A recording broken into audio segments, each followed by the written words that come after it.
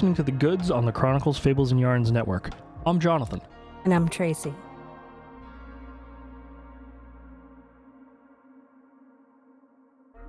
So, Merry Christmas, Happy Holidays. Today is Christmas when this is being released of 2022. We are going over Irving Berlin's White Christmas. And this is my pick, so I guess I'll kick us off here. I actually, believe it or not, I didn't actually see this movie until like 5 years ago. It's the first time I saw this movie. Really? Yeah. Kel was like, I can't believe you've never seen this movie, and then we sat down and watched it. I was like, yeah, I can't believe I've actually never seen this movie before. Actually makes a whole ton of sense. Like, my family wasn't big on like the whole Christmas movie thing. But that being said, White Christmas is basically, occurs in, what is it, post-World War II America? Right? Yeah.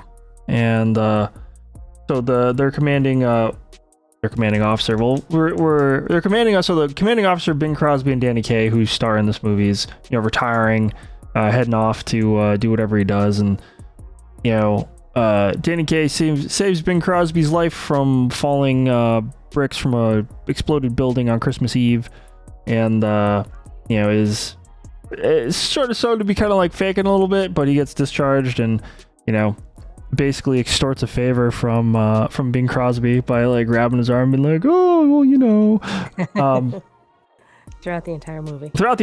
It's a recurring theme, which it's always funnier the further it goes on until you realize like the further and further Bing Crosby's character just gets more and more pissed off at it.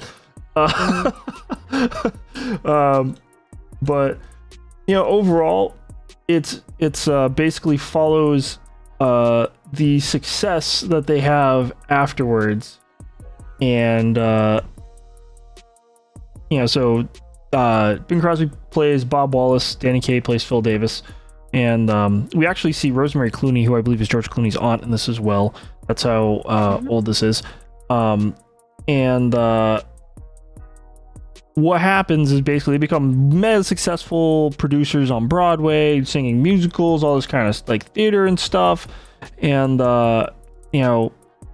it comes to a head where they get kind of like a little argument, where Danny Kaye's like, I want you to settle down, get a wife, have some kids. That way I'll have 45 minutes to myself every day. In a pretty hilarious exchange. So you have 5 and you only spend this much time with both of them. That's 45 minutes for me. I suppose it's 9 minutes with each of them, but still. Or is it? 5 minutes with 9 kids. 5 minutes with 9 kids. That's what it is. Yeah, I want you to settle down, have 9 kids. If you spend 5 minutes with each of them, that's 45 minutes all to myself. And basically, one of the Haynes sisters, who is Rosemary Clooney and Vera Ellen, basically send a letter faking to be their brother, who they were in the army with. And there's also this recurring theme of, let's say we do it for the pal in the army. And they go and see the act, and Danny Kaye realizes that Bing Crosby's kind of got the eyes for Rosemary Clooney, and this sets him off on this like whole adventure, escaping the sheriff, going to Vermont, and finding their commanding officer owning an inn up there and not doing so well for himself. And so they decide to bring in the whole troop in from wherever to Vermont and basically put on a show. And it's just a very heartwarming tale that begins and ends with Bing Crosby singing White Christmas, and it's just a happy movie. Like everything just ends well.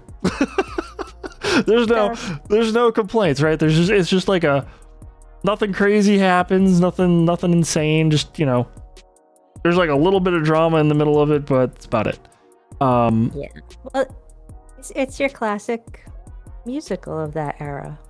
Which I love. Don't get me wrong. I grew up on all of these. Honestly, White Christmas was a big one for me. But then all the musicals that were from that era. I mean, they all have the same sort of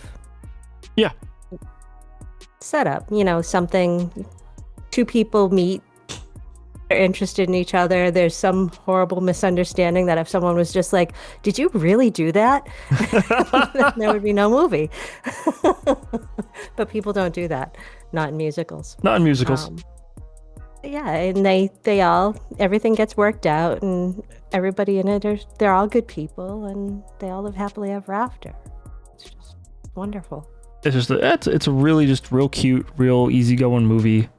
I think that's part of the reason I like it personally for the holidays is that just is like that ending or that scene where they surprise the general, and it's just it still gets me a little bit today.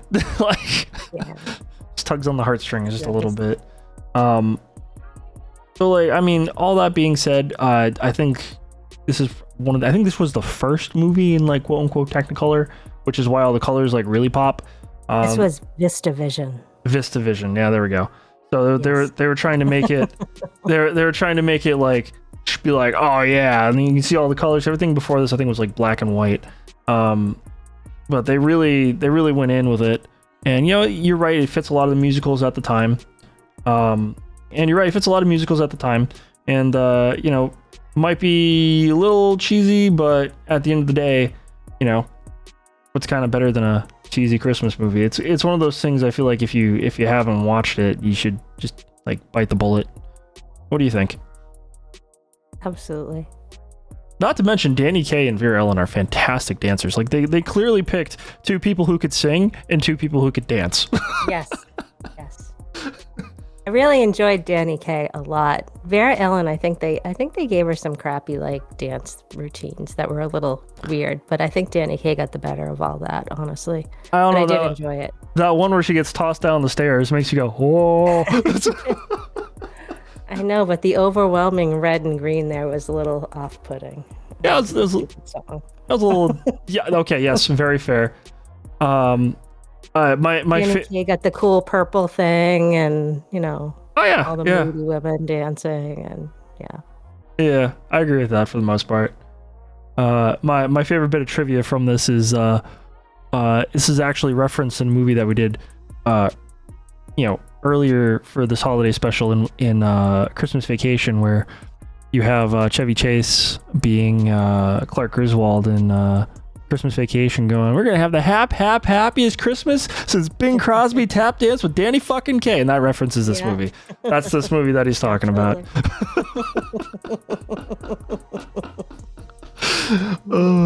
Which is what it is, but I think that it kind of cements the impact that it had on on further Christmas movies and movies in general to come. But classic ending, like finally snows on Christmas Eve, everybody's there. They're in Vermont. It's beautiful. Yep. Because he finally has snow, and knows everyone cares about him, and it's just pretty wonderful. It's a really go ahead. I was just going to say, and Betty realizes that she was wrong, and she shouldn't have listened to the switchboard lady. And that was another one of my favorite lines when they're trying to get him to dress in his uniform. Can't believe you put two of my uniforms at the dry cleaning, or two suits at the dry cleaning at the same time. Well, you only got two. Well, you sent them one at a time then. I got well enough along in the army without you. Took 15,000 men to take my place. That was really good. And that cracked me up. That was just great. I think it was like overall, it's, you got some pretty funny lines. You got heartwarming moments. Cute musical numbers, even if you're not into it. It's just a good time. A lot of. Go ahead. Honestly, the buddy stuff too between Bing Crosby and Danny Kaye is just super enjoyable. Oh, it's very funny. They're fun to watch, and the banter between them is great. I do love that dialogue that they have going on. And we touched on it at the beginning, where it was like the recurring theme where when Phil wants me and grabs the injured arm. And by the end of the movie, Bob's just like, if somebody were to save you from a brick building, say no and just spit in his eye. In his eye. What does that mean? We're going to Vermont.